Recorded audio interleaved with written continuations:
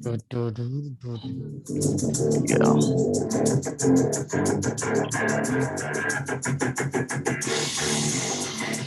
Yeah. Yeah.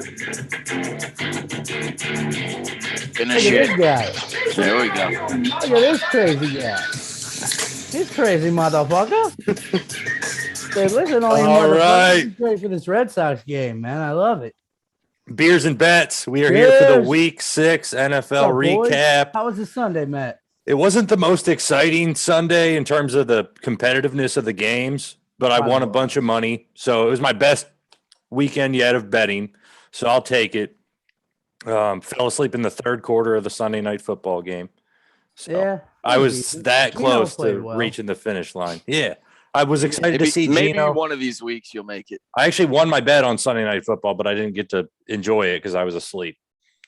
All right. Monday headlines. We're going to make this a staple of the start to our recaps, these Monday headlines.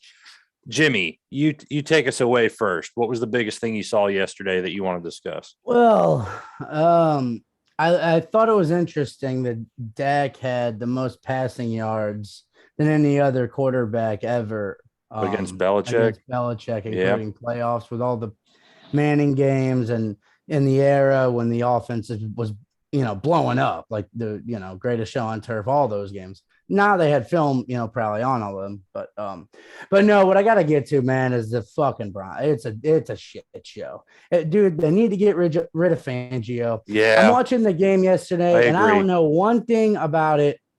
I'm not a coach, dude. I'm not going to say I am, but if I'm watching a game and I see a play and you're like, oh shit, is that a fumble or a catch or is it not? And it clearly was a catch. He goes and challenges it. And it's like, who's in his ear telling him that after he fucking, I'm watching it, seeing it. And you think that the fucking the coach has to have someone or him. And dude, the guys are uninspired. Justin Simmons is a fucking shell of himself. The dickhead that we fucking signed, the lineman, I can't think of his name off the top, Bulls. He can't do shit right He now. had a good year last year. He had a great year last year. Now he he's back to his shitty self. And now he's back to him shitty self. Well, you've always Justin had Simmons Bulls, has regressed, man. No, but he had a but they signed him to an actual deal. Exactly. He finally figured out how to not hold.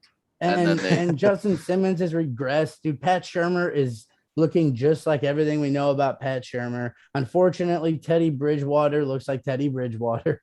I guess it was cool when we were winning, but do you think they're actually going to move on from him after the year? I mean, I don't even think they're going to do it. Fangio, I don't think they will. Fangio stays. I'm just saying, as a fan, it was like, dude, I wanted to turn the game off. We're playing, dude. You know who was their coach? The Raiders fucking coach. Special teams coach for the Bucks. Okay, no, but I'm thinking of Vance McDonald in the Cardinal game. Vance McDonald led them to a win. Yeah, is that Vance something? Yeah. Yeah, Vance Joseph. Joseph. That's what it is. Yes. And we got rid of him.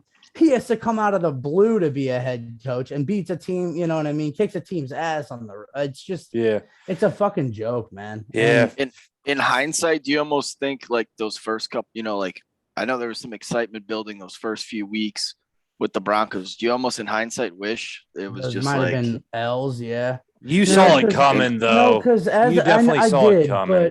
But as a fan, as a fan, I love to see him win, dude. You never know. I mean, if the Patriots, what was their record before Brady took over that year? I don't know, in 01, but they probably had some early wins that if they didn't have, so you get those early ones, something happens. And because at this point, I'm like, man, I kind of want luck. I don't know. I don't fucking know, dude. The offense is so boring. And man. Yeah. Fangio's got a massive case of the coordinator face. Oh my God, dude. Yeah. And I wish I had he should be a coordinator. He should just go back to the were so bad, man. The challenges were awful. And there were two of them. And it was like, dude, what are you what? It was almost like he was fucking throwing. I thought I had Pete Rose out there, man. I swear to God. So yeah. I don't know, man. Everything about Justin Simmons has gone down. We lack leadership. We don't have anyone out there. Von Miller, I know he's great. He's being great, and he's a great player, possibly a Hall of Famer.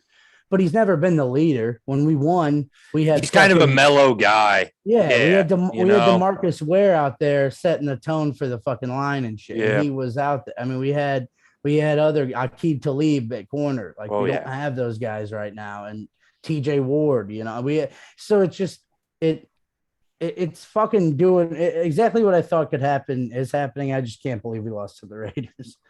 Well, in that fashion, I was surprised. We got our ass kicked. And all right. It was Mike Shanahan's retirement yesterday too. So Brad, I was going to throw it to you, but just because of the nature of the similarity of the game, I got to go. Take it away. I got to go with my Chargers. This was my lock of the week.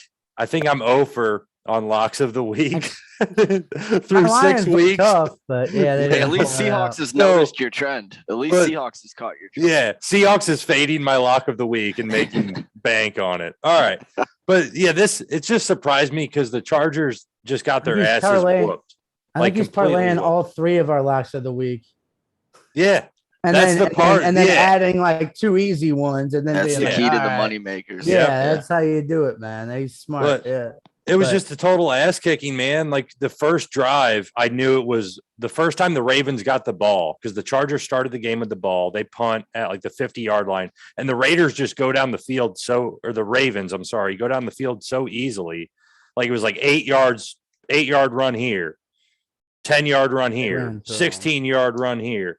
And I looked at the numbers. The Ravens had 187 rushing yards on 38 attempts, which kind of surprised me. It even seemed like more, given I kind of gave up on this game at halftime. But the Chargers had 26 rushing yards on 12 attempts. So when you get outrushed by 150 yards, it's just going to go awful, which like brings me to my main point. The Chargers aren't built to win in the playoffs right now. Nope. Like you don't be that like unphysical and that much of a finesse team and get it done in the playoffs. They could lose in the first round of the playoffs to anybody that is even if the Titans make the playoffs, and that's who the Chargers draw in the first round. I would pick the Titans in that matchup just because it's the Titans could just beat their ass physically. Yeah. Well, we've seen now that they can be dominated on both sides of the line. Because that's really what happened. They just got and the Ravens don't even have like the big time pass rushers, really, man. And we're missing our starting left tackle. So there's a lot of factors that go into that. Yeah. But, granted they were down 17-0, and that took you a little, but to just totally give up on the run game. Like Herbert was your leading rusher with 12 yards. 12 yards. I mean, Austin Eckler is like a top 10 back in the league, and he is not even 7 carries, something like that. Yeah. It's crazy the way. Yeah. I think it's as much on the coaches as the players. The players can only do the plays that get called into them. I thought it was a shit game plan on both sides. Absolute shit game plan on both sides because in watching those so soft defensively with the 2 high safeties. Exactly. The first couple drives that the Ravens had the ball, it reminded me of like a game of Madden you play and whoever you're playing just like sticks in quarters defense the whole time. Yeah. And you just decide, I'm just going to get an I formation or whatever formation and run the ball straight at you. Yep. And the Chargers didn't adjust until it was way too late. And I don't think they're not. They don't have the personnel in the middle of the defense either. Yeah. They don't have a guy like Vita Vea or Chris Jones on the Chiefs. No, dude. Anytime they ran like a counter, where they're pulling like a guard and a tight end, they just destroyed the Chargers. I mean, it was like 8 yards every time. What's his name? Ricard, number 42, had some big second level blocks that turned like a 5-yard run into a 20-yard run. Plays fullback. Yeah. That dude, guy.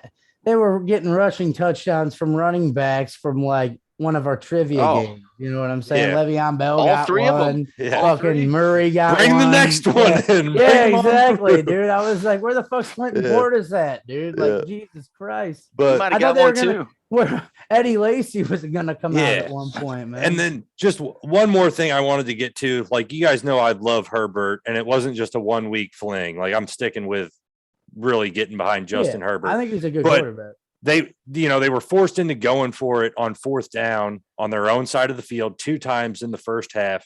And both times Herbert chooses to attack Marlon Humphrey. And it's like, Herbert, do you know who this guy is? This is their best cover guy. Right, do not throw the ball to him on 4th and 2, 4th and 3.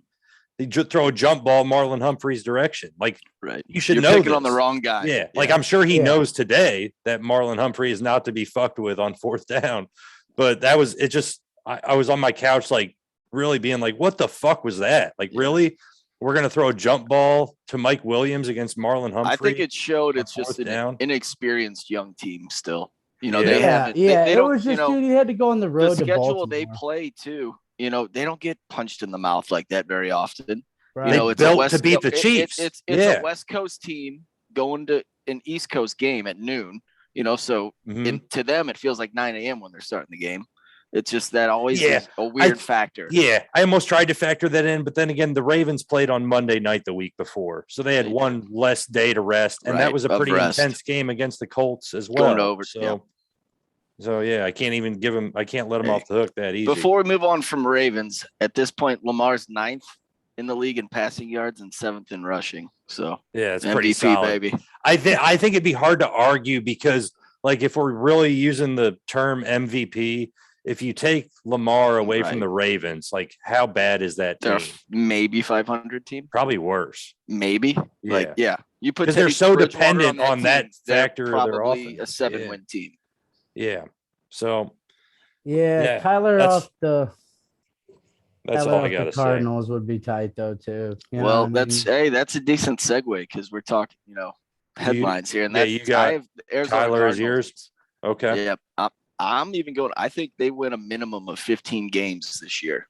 That's crazy in that division. I think that's crazy talk. But hear me out. They play the Packers, the Rams, Cowboys, and the Seahawks twice. But they play the Seahawks on the road while Russ is still hurt. And the only other team they play on the road is Dallas. Everybody else is at home. So Packers are at home, Rams are at home, and the other Seahawks games at home. What about the Niners? The Niners could even get them. I really don't see the Niners as a threat, honestly. Yeah.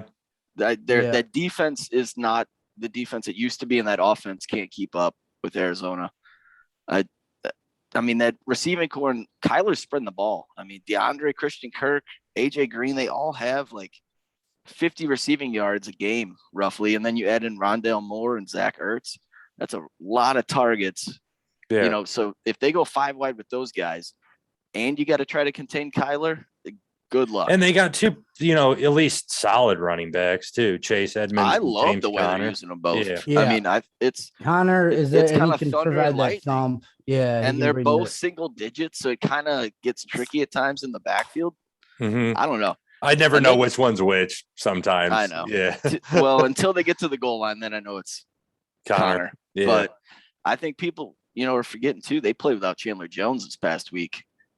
And the defense got after Baker. And so, you add that in. Marcus Golden, Watt the forgotten looked man. like a monster. Right.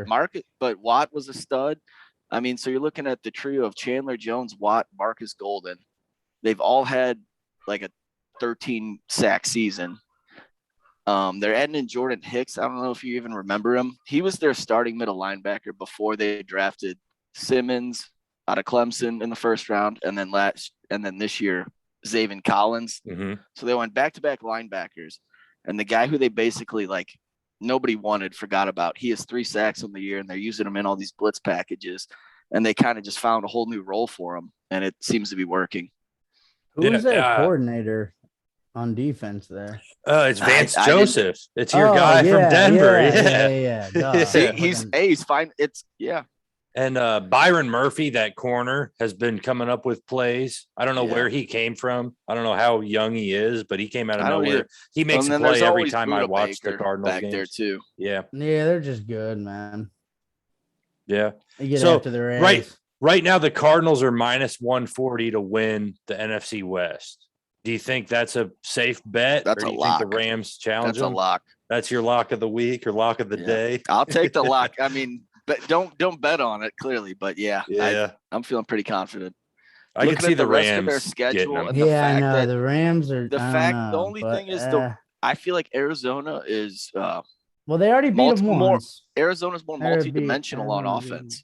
They can beat you with like the speed outside run game. They can just power it up on you. They have Kyler, where the Rams really, they excel at, passing the ball. But plus Stafford's going to get hurt. So it's probably just because it's probably like just me seeing the team logo, but like the Cardinals could be that undefeated team. You almost see it every year where like the team that goes 5-0, 6-0, like come late in the year, they're not really what we thought they were in the first third of the season. Bears are who we thought they were. Well, it's happened before. On the damn field. The Vikings used to be that team, like when we were young. They'd go undefeated for a long time to start the year. The Colts were that team. Well, a lot of people question that with Kyler, coming in, that when you're, 5'8", 190 pounds, like, can you handle at the time 16, now it's 17, but can he handle that pounding? When we're already hearing about shoulder in week 3, week 4, he looked good this week, but one hit and that team's done. Yeah, that's the other thing. You need to get through that every week, is Kyler staying fresh. And it doesn't mean he can get banged up and it can affect his game severely because he relies so much on doing that freaking roadrunner shit behind the line of scrimmage. Right. But, kind of punt return almost, at times. All right. So anything else Monday headlines wise? We move on to our picks recap. We lost Jimmy for a second, so we'll get he'll be back in here in no time.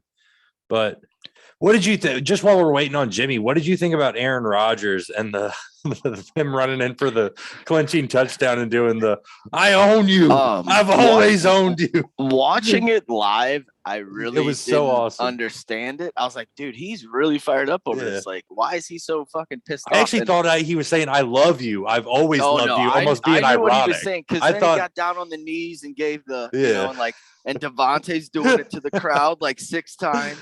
But I heard today that they basically his explanation was he runs in the end zone. He's all fired up.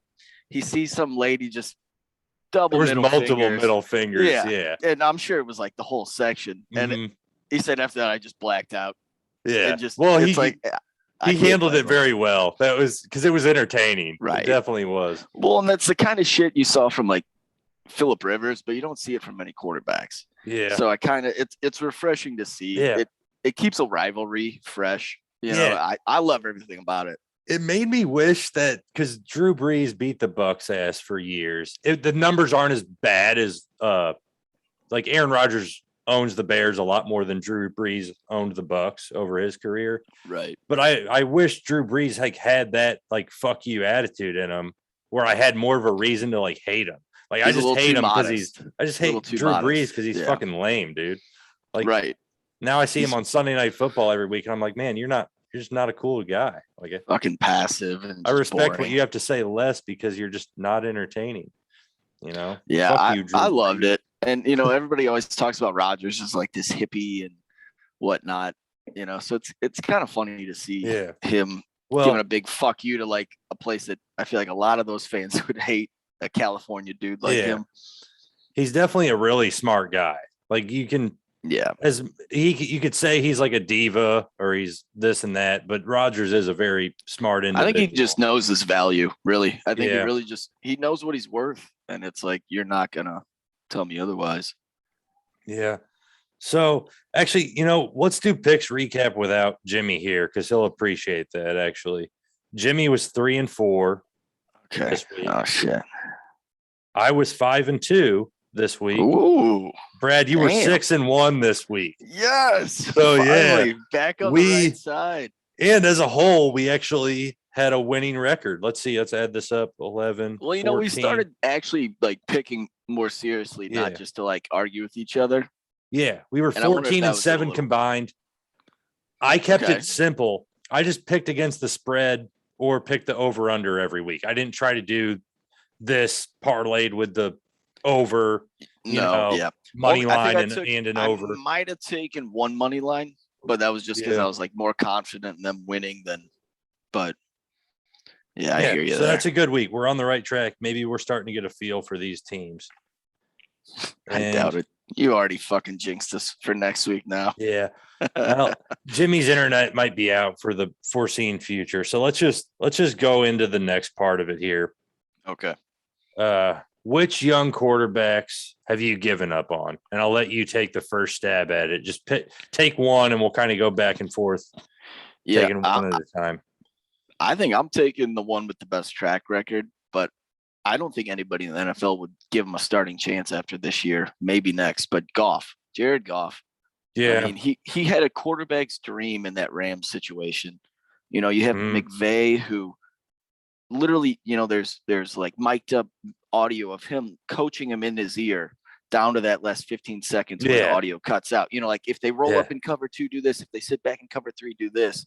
I mean, his overall, he's 42-27 as a starter with the Rams. I didn't include the 0-6 with Detroit.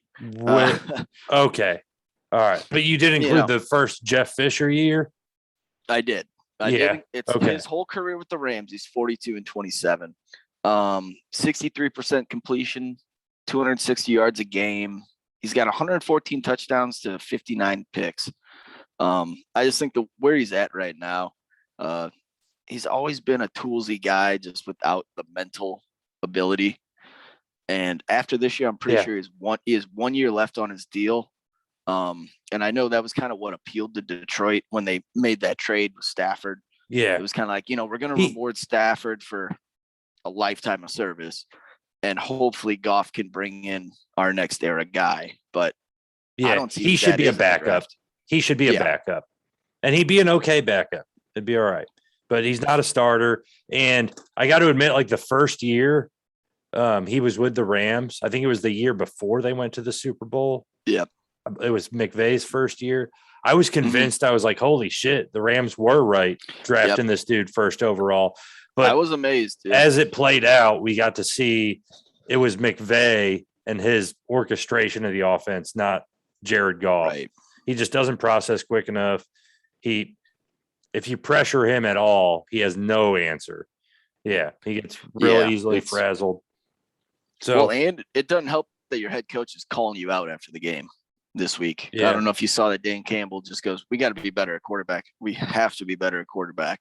Yeah. So, you know, I know we were laughing on the headset at one point he had 9 completions for a whopping 36 yards. So yeah, see that, and that's just like where you know you're fucked. So like, I mean, honestly, I could probably go close to those numbers if I really was just like, I'm just gonna back up and check it down every play. We were going how old of a quarterback? I know I'd get killed, but and we were going back to like Vinny Testaverde. We were thinking Vinny Testaverde on 9 completions could get us more than 36 yards was the guess.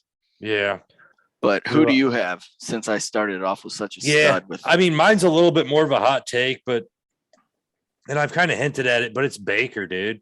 I feel like Baker's like Mitch Trubisky. Like he needs a really good run game. He needs a good defense. He needs to rely on play action and having somebody, you know, open.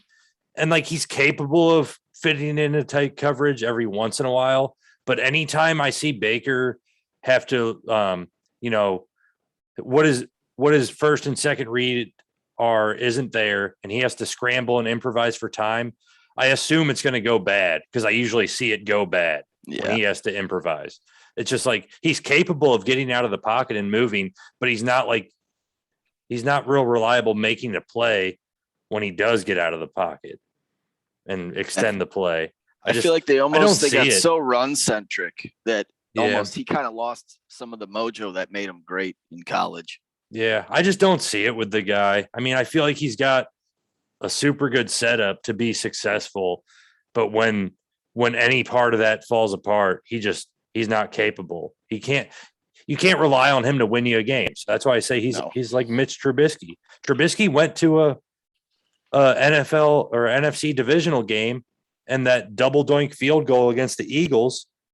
If their kicker makes that, Mitch Trubisky's in the NFC He's a Championship playoff winner, game. right? So Baker is capable of doing that, but he can't really get you over the top, which is a shame because the Browns have a really good roster. Their defense hasn't been as good as I expected it to be, at least not consistently. Not at all. That pass rush. It's like, what happened to Clowney and Garrett? I don't know, but I mean, do you disagree with me that Baker, you see more in Baker than what I'm saying? I kept him off the list just because I kind of looked into the numbers, and it's like at least on paper, it seems like you could win with him. You know, he doesn't turn the ball over a lot, high completion percentage, but again, he doesn't take a lot of chances. The arm strength doesn't always seem to be there. I don't know. I agree. He might be more suited as a backup. Unfortunately, I like the whole story of Baker, but I don't think. But if you can't succeed there, and some people like, I don't know. I'm sure there's a good amount of NFL fans that are like Kirk Cousins or Baker Mayfield. Like, oh, I want Baker because he's got like more energy and he's more of a rah-rah guy.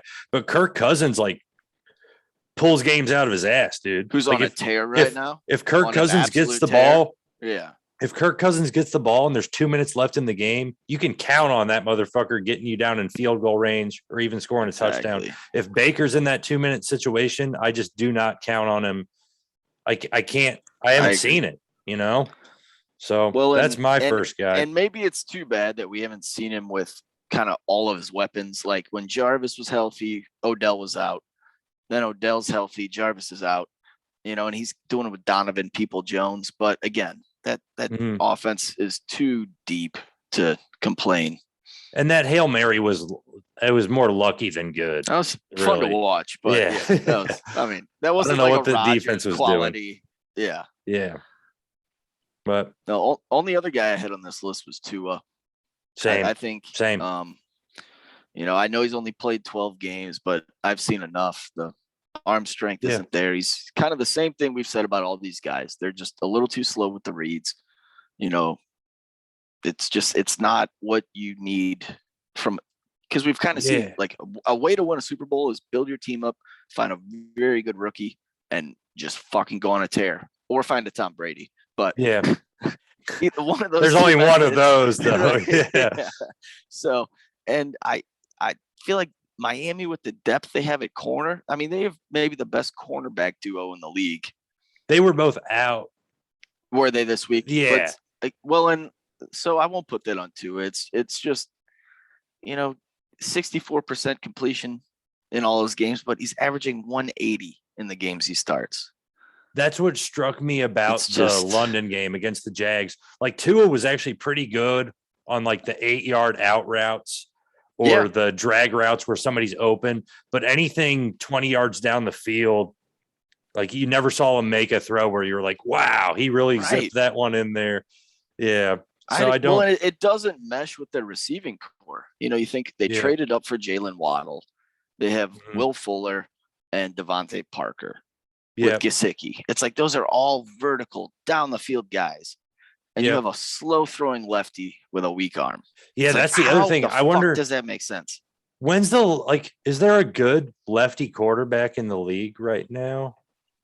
No. Not that I know of. Yeah, I'm struggling to think of one. Some teams didn't even want to touch Tua because their whole offensive playbook is already set with the righty. Yeah, so it almost like takes more time for a lefty to look. So like we're literally making the whole offense relearn an offense for the lefty quarterback. It's just, and he doesn't have the talent. He's not Mike Vick, you know. That's not in his cards. Yeah, because there hasn't been many good lefty quarterbacks. Like Steve Young is probably number one in history. Yeah. If I'm missing somebody, I'm sorry, but Steve Young is tough to beat. Boomer Esiason. Boomer Esiason was a lefty. I believe so. Mike Vick, you mentioned. Don't hate us. We were born in 90. Yeah. I don't remember the Buccaneers ever having a lefty quarterback in my lifetime. I never remember seeing it. They're not common. Because again, you have to change your whole playbook. You know, like your left tackle, like instead of your left tackle. Right. Your right tackle would be more important. Covering the blind side. Weird. That's tough. Yeah. So now, 2-0, I'm out on. I also have written down Danny Dimes and Darnold. I still have faith in Danny Dimes, actually. I do too. I know he has rough games. Put him on the list, even. But no, it's almost because like I thought somebody else might mention him, but I think the Giants are the wrong place for him. I could see him being a Tannehill, where if he gets a second opportunity in a good system, he I could like succeed. that comp. I like that comp. And then Sam Darnold is the other one I have because Sam Darnold's been in the league for a bit, but he still is a young guy. And I'm close to being out on him. I think the first 3 weeks was a smokescreen. Yeah. That the running and all that. Yeah. Well, I guess I just think they played some kind of crappy teams. Though I feel like at least I've seen a little bit of like a improvement out of Darnold. Yeah. Where I guess the other guy I was going to bring up was Jimmy G, and he has all the talent. I think he'd be a great starting quarterback, but he's played one NFL season, one 16-game season. He's never played more than injuries more than the play. Right. Yeah. You know, I mean, because you look at all the other numbers. Exactly. Jimmy. He's a franchise. I couldn't agree more with what Jimmy. 2-minute drill. 2-minute drill. The young quarterback that you've given up on. You got 2 minutes. Tua. He just doesn't look the role. He was just perfect. Okay. That's what you just talked about. Okay. I figured. No, that's all right. That's all right. I'm glad that segment was the one that my I had to go. You know, Katrina. Yeah. So we had brought up Tua, Jared Goff, Baker. Oh, well. Yeah, I had Baker. If you want to try to talk me out of it. I figured you had Baker. Yeah. No, I figured you had Baker, and then Tua would be one. So we can just. My bad on that. Well, no, what Jimmy was doing, he didn't even actually lag out. He was going to study up on the trivia because I gave him a couple hints. I got your IP address. Dude. I got your IP address, man. And I hacked in. I was glitching, man. I was in the green tank. I'm a glitcher. I glitch. Yeah. Fuck this, man. All right. Let's take a quick break and we'll get back at it with some trivia. Right on. All right.